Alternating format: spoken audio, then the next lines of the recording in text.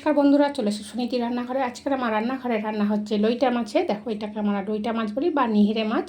এই লইটা মাছে সুন্দর একটা টেস্টি ঝাল করব। তোমরা সঙ্গে থাকো। নাহলে এই লইটা মাছটাকে সুন্দর করে কেটে কুটে ধুয়ে জল ঝরিয়ে রেখেছিলাম, 1 ঘন্টা হবে। এবার এটাকে আমি ভালো করে পরিমাণ মতো লবণ, পরিমাণ মতন হলুদ দিয়ে ভালো করে মিশিয়ে নিচ্ছি। এরকমভাবে একবার তোমরা বাড়িতে করে খেয়ে দেখবে। এই লইটা মাছের ঝাল সত্যি খুব দুর্দান্ত খেতে লাগে।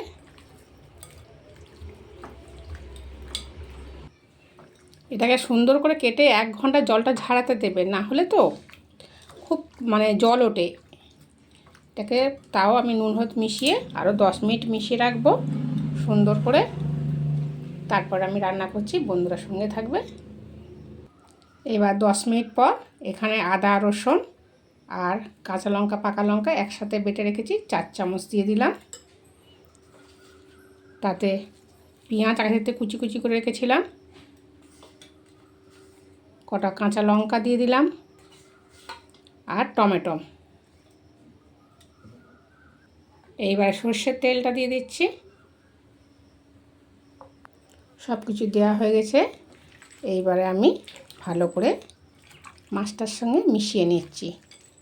পেঁয়াজ কাঁচা লঙ্কা টমেটো আদা রসুন আর মাছে তো আগে থাকতেই দেওয়ার আছে তোমার হলুদ আর নুন। সুন্দর করে ভালো করে মিশিয়ে নিচ্ছি। মাছটা দেখো এরকমভাবে মিশিয়ে নেবে।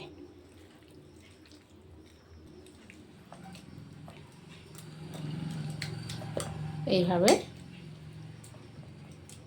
মিশিয়ে আরও 10 মিনিট রেখে দিচ্ছি।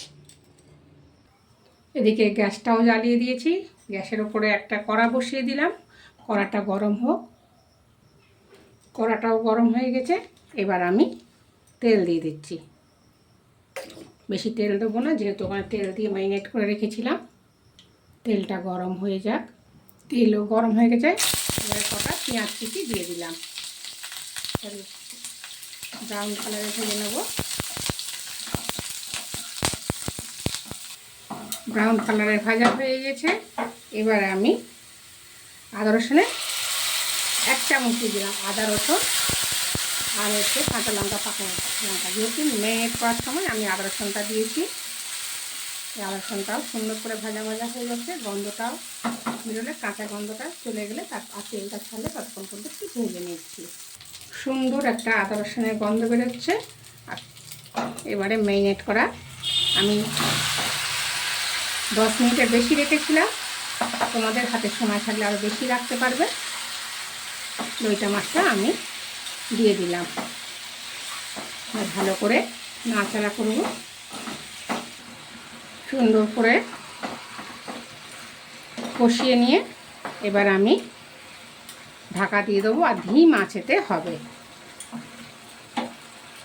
বা ঢাকা দিয়ে দিলাম আর গ্যাসটাকে একটু আস্তে করে দিলাম।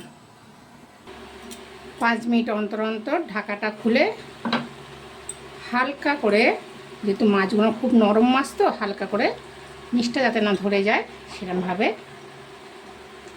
একটু আলতো খুন্তি করে নেড়ে চেড়ে দেবে।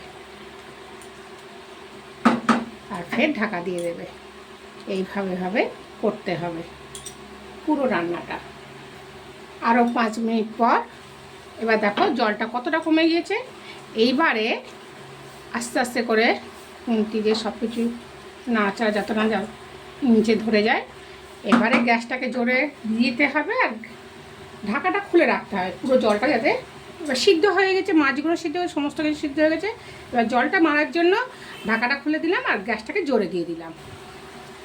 এইভাবে থাকবে জলটা মরা পর্যন্ত। জলটাও অনেকটা মরেছে। এবারে আস্তে আস্তে কেটে রাখা ধনে পাতাটা দিয়ে দিচ্ছি।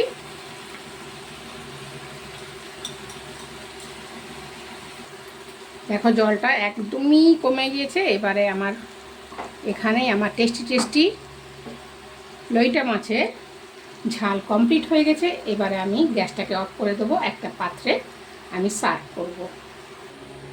এবারে আমি একটা পাত্রে রেখে দিচ্ছি। খুব সাবধানে নামাবে, যেহেতু এটা নরম মাছ তো তাহলে ভেঙে যাবে। পুরো ভিডিওটা আমার সঙ্গে থাকার জন্য অনেক অনেক অনেক অনেক ধন্যবাদ। সবাই ভালো থাকবে, সুস্থ থাকবে, নিজেদের খেয়াল রাখবে। আর বলছি, এইভাবে তোমরা লইটা মাছের ঝাল একবার বাড়িতে রান্না করে খেয়ে দেখবে, তারপরে কমেন্টে লিখবে কেমন হয়েছে। আর যদি আমার ভিডিও ভালো লেগে থাকে তাহলে লাইক কমেন্ট শেয়ার করে দেবে, আর সাবস্ক্রাইব করতে ভুলবে না। দেখা হবে নেক্সট একটা দুর্দান্ত রেসিপি নিয়ে চলে আসবো তোমাদের সামনে শেয়ার। সবাইকে বলছি এখানেই আমার ভিডিও শেষ করছি। সবাই ভালো থাকবে, সুস্থ থাকবে, নিজেদের খেয়াল রাখবে, পরিবার সবার খেয়াল রাখবে। টাটা।